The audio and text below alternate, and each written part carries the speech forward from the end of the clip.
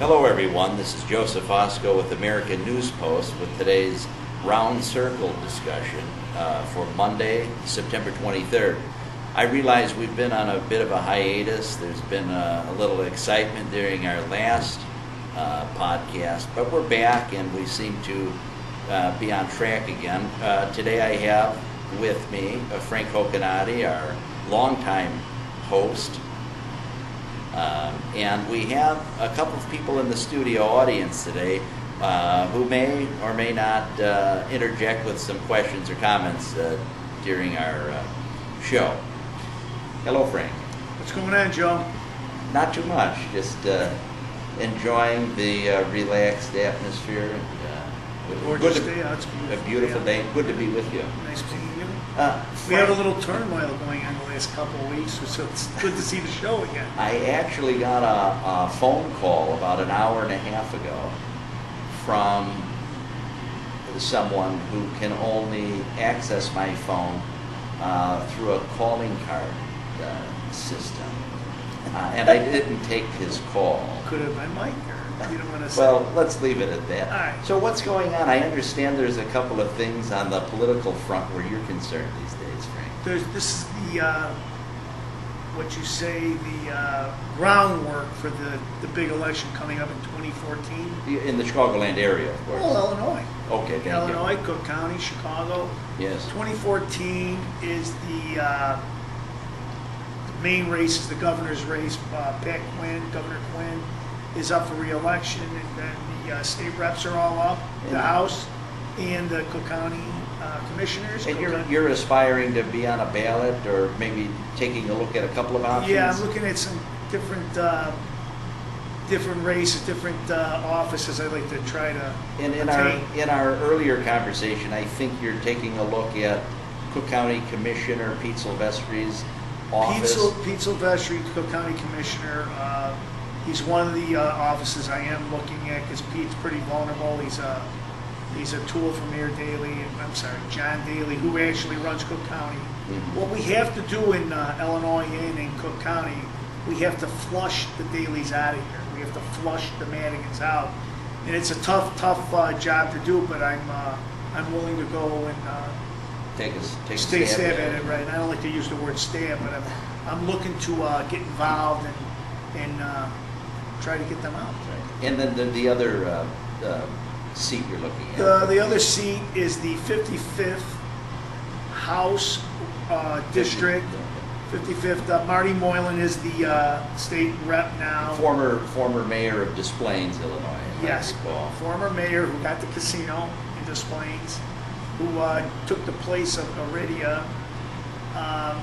Marty is a tool. You mean former mayor Iridia? Was that Tony Iridia? Tony Iridia. Okay. Yeah. He was there for years, many years. I mean, not as mayor. I think there are 2-term limits or 1-term limits in Des Plaines. Yeah, but the deal was he an alderman or something? Or yeah, he was an alderman before. I don't know a lot of history about him.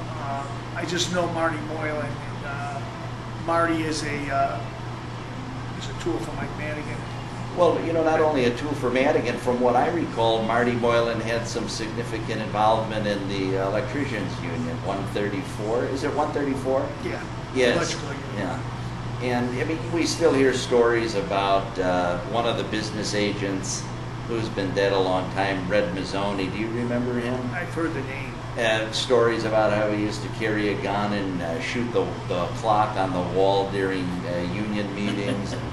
My now late friend Willie Massino told me that when he was hoping for an advancement to president of the union, that the decision was in the now late outfit underboss Jack Cerrone's hands, and because of Red's excessive drinking and shooting the clock off the wall, which I think is a lyric to a song, by the way, but also reality for the late Red Mazzoni. I believe that because of his antics and his drinking, Jack wouldn't let him go on to reach the higher office. But I'm getting off the subject a little bit.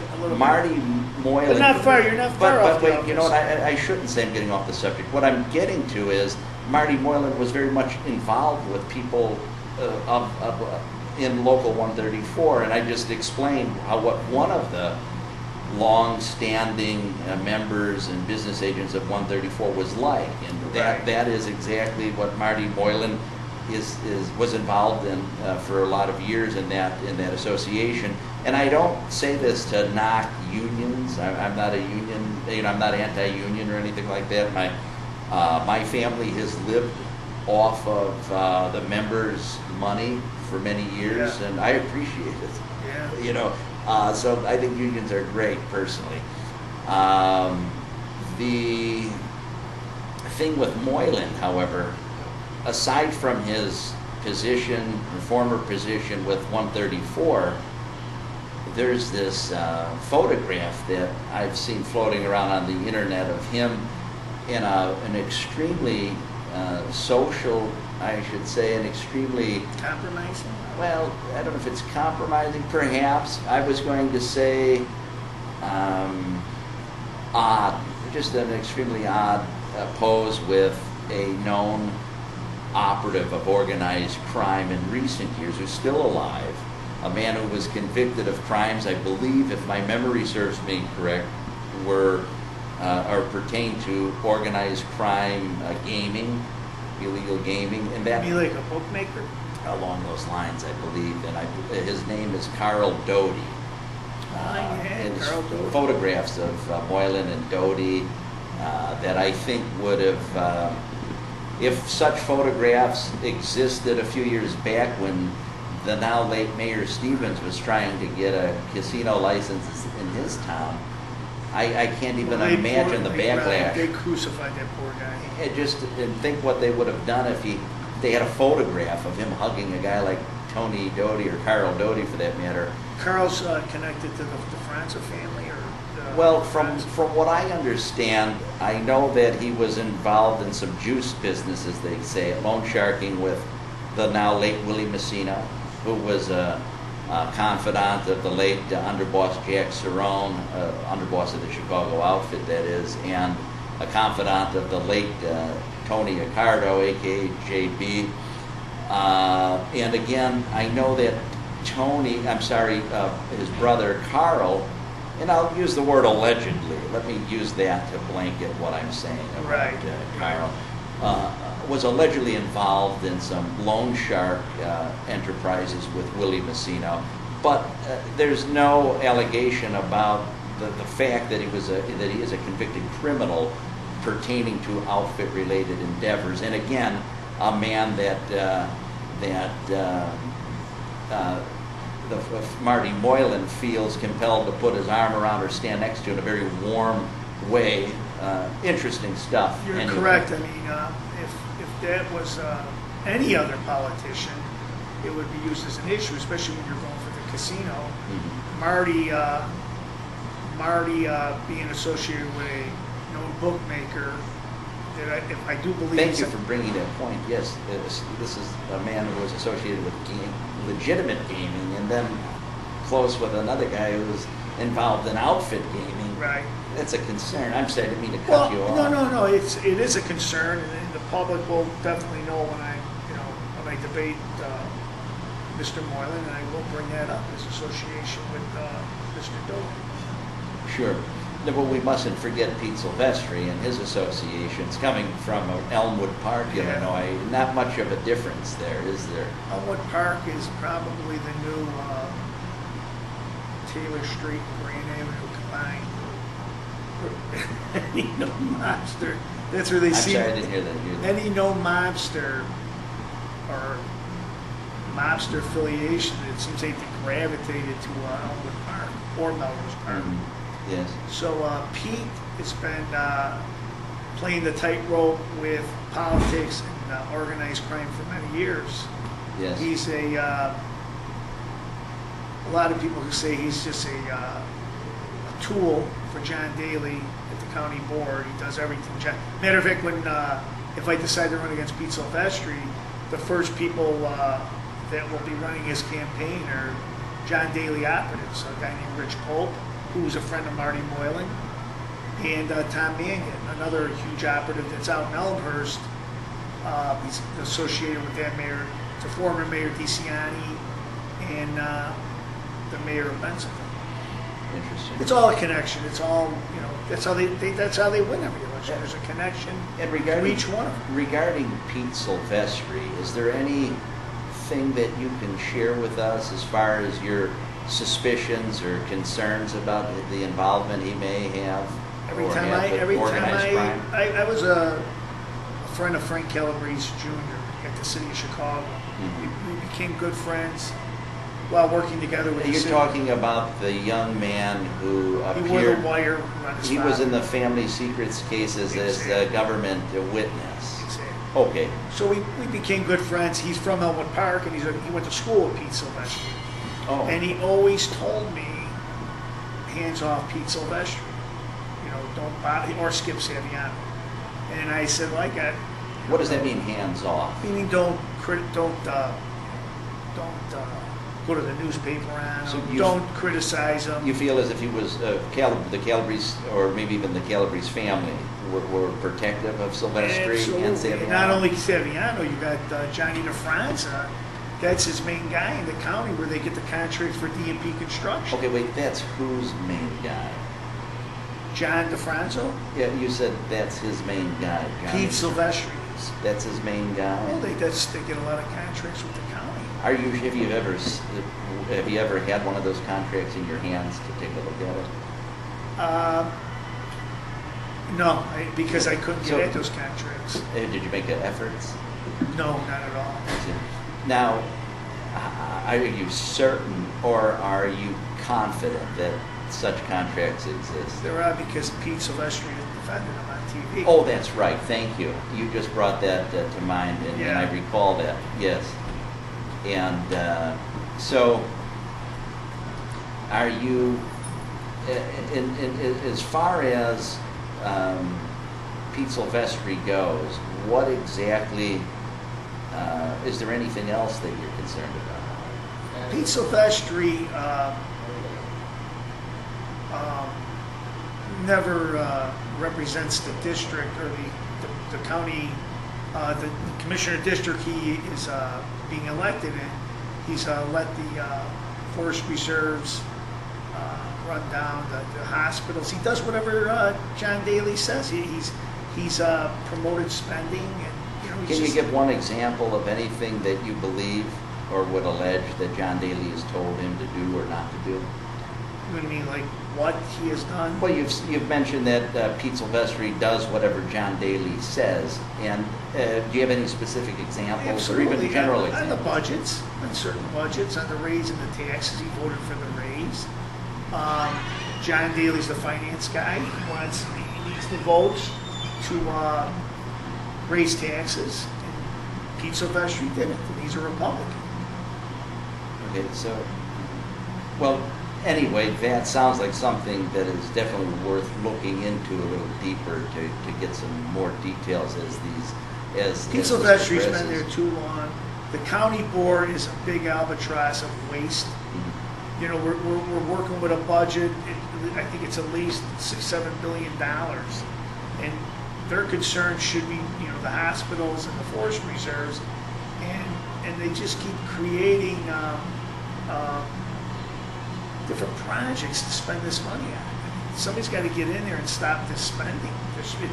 It's become a monster. And is there any specific expense that you can recall that Pete Silvestri voted for or pushed that you find Cigarette issue with? tax?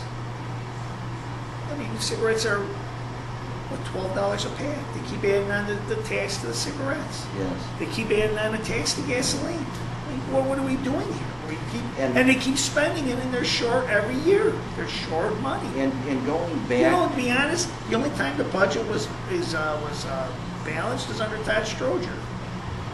But everybody was up in arms over he raised a penny or 2 cents tax, an income tax.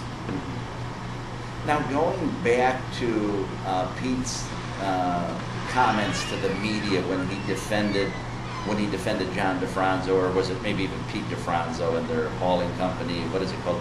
It's either D&P Trucking or They got some JKS kind of- Venture or something. Then they have this all-American dumpster business that they handle dumpsters for But- construction sites. But if I recall, Pete defended them, and I'm going off of memory now. I believe he said something to the effect that DNP is, or the DeFranco owned company, whatever it's called,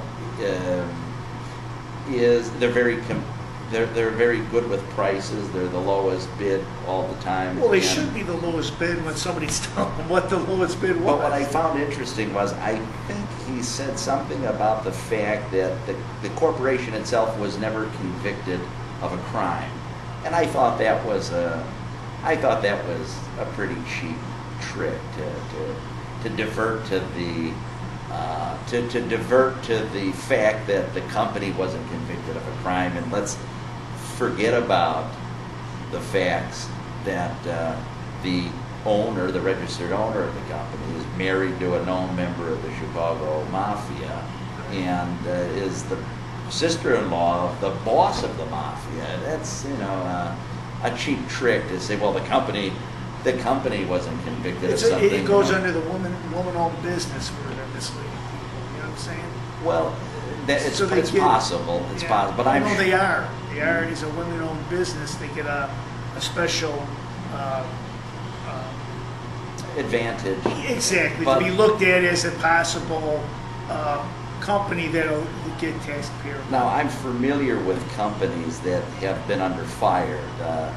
The Duff family that used to run, or does run, the liquor unions, that for some years was done at the behest of my late uncle Romy Nappy, who was very much involved with them under Mr. Ricardo's direction. And he's my uncle through marriage. I want to clarify for the record for those who have issue with that claim I've made.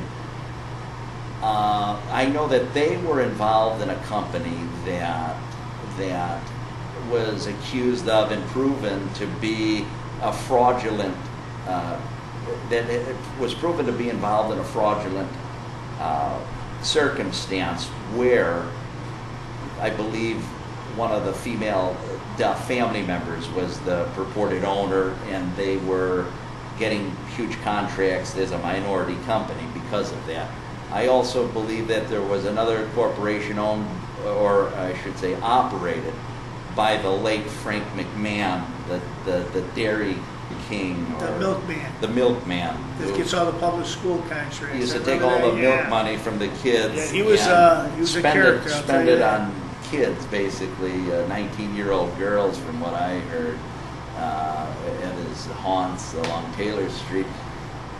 But I don't recall DNP or any of the DeFranco companies ever being accused of taking advantage of certain benefits that they might have been allowed to take advantage of as a minority-owned company. Just because they are a minority-owned company doesn't really prove that they've ever tried to use that in an advantageous way to make money, or in other words, commit fraud. You really, when you have everything in place, number one, everything's supposed to be open for bid. Mm-hmm. Everything is supposed to be bidded on by different people, and you're supposed to give people an opportunity to have a chance of getting these contracts.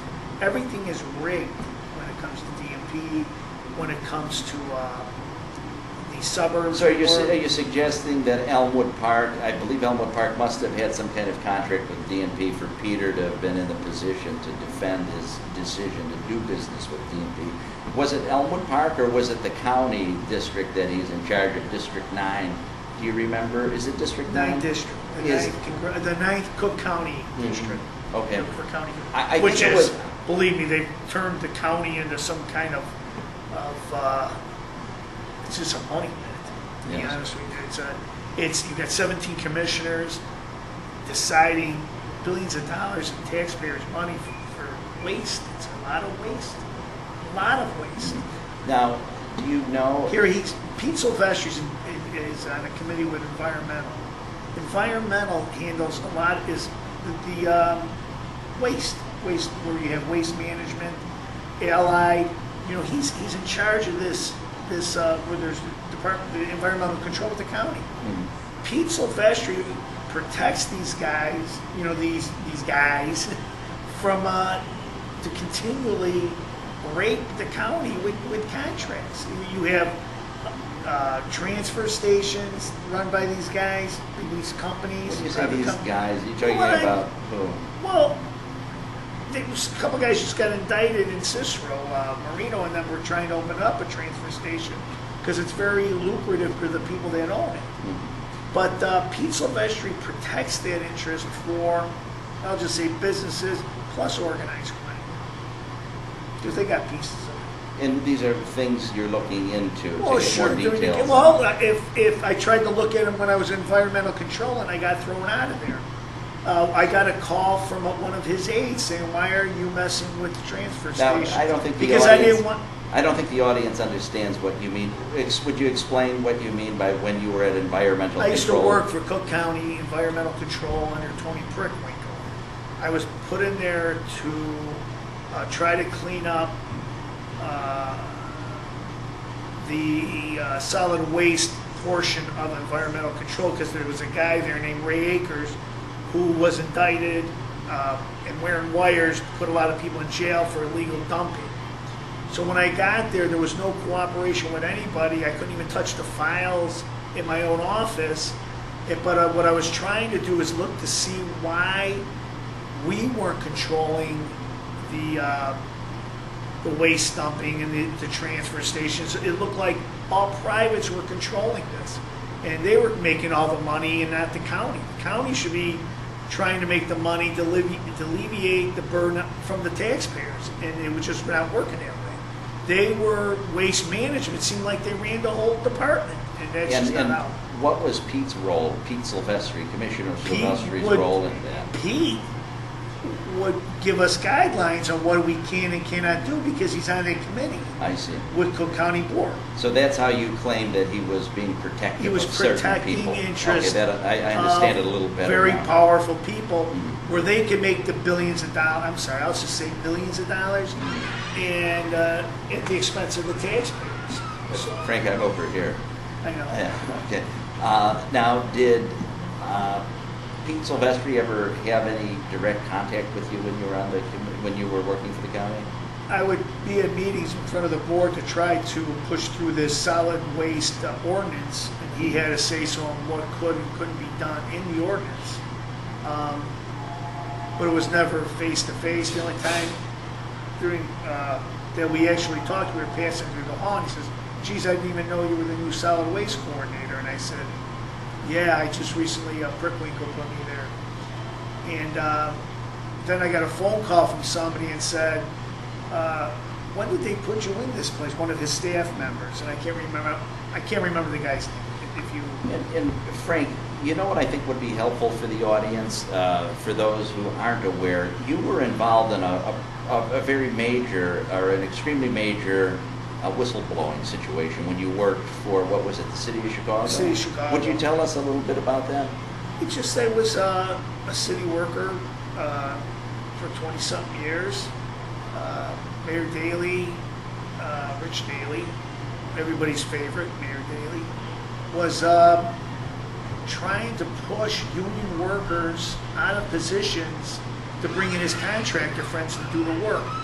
I happened to be working in a position of a safety specialist to see what he was up to, and I opened my mouth. So I said, he's setting up a lot of people for failure. He's setting up a lot of, union workers that have been there for 30 years, 20-something years.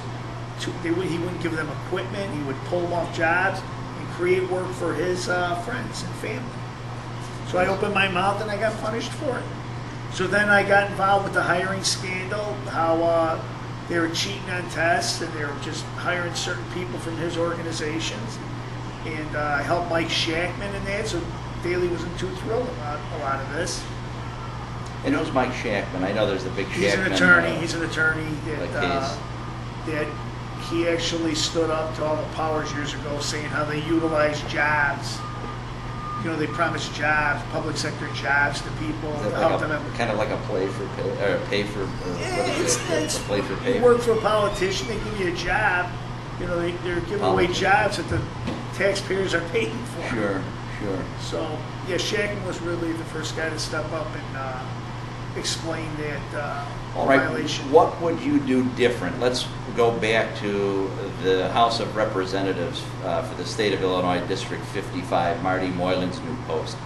What would you do differently that would be better for the constituents and Number residents? one, I would never sit down with Mike Madigan. I would never discuss nothing. I would be anti-Madigan right from the get-go. Can you be effective now dealing with someone of Listen, the caliber it of takes his one position? person to stand up, and hopefully some will follow.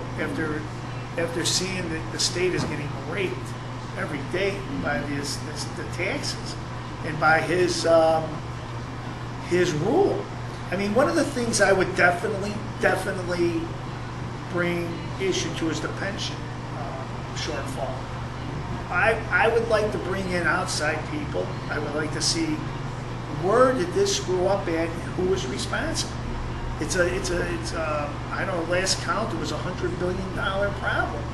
Now, you mean to tell me that they just figured this out, that there's $100 billion missing from the pension money? Now, you know what pensions are, right? Of course I do. Yeah, okay. Employees put in their money, the taxpayers match some of that money to build a retirement nest egg for a worker when he retires, a public sector state worker. Their payments were being put in supposedly by the public sector worker, withdrawn from his check, but the state wasn't putting it in their end. Now, where was that money going? And that's one of the major things I'm going to ask, because I think that alone will open up a can of worms. Our state is broke mainly because of this pension problem. And then you hear some of these stories that people who retire from public office in the last year, they get promoted, they get big promotions, and it increases their pension, exactly. and they retire with Here, 100. Guys getting, Six-figure they go to pensions. work for 2 days and they get a full pension. You know, there's Dennis Gannon was a head of a union, another trick. He came, they let him go to work for 2 days to get like a 20-year pension. Sure. This stuff should be illegal. Okay, so we have an idea of what you'll be Listen, working on. I'm going to act like Joe Citizen that walks the street and see this stuff going on. I want to go see for myself what's going on in the House. You know, I want to see why we are in this predicament. Why? And you endeavor to do something once you see Absolutely, what it is to fix absolutely. it. I want to, it sounds corny, but open the books or be a nuisance to these people, where they're going to have to work harder to steal with me around, because that's what happened with the city. I may not have changed things. You know, they still steal in Chicago, but at least I caused a hurdle for them to go over before they just grab it all. You disrupted their... That's all you can do. But hopefully, the predicament we're in Illinois, a lot more people would jump on board. It would be with wonderful. me. Yeah. It would be wonderful. It's a shame that people don't... Well, they get scared. They're scared of the mob. They're scared of if they step up, they're going to get hurt. I mean, but it's, how much hurt can it be right now? They're taking your money and taking it for themselves. They're not even punching you to get the money. They get your tax money and they're spending it on themselves and their friends. And it's actually what they're doing. They create special projects and with our money. Everyone, I think that you've heard some good stuff from Mr. Coconati. We will be back soon. I'm not exactly sure when our next show will be up. It'll be up next week. Please look at the written portion of this piece, and we should have a date and time for you advertised at that section of our article. Thank you for being with us today. Thank you.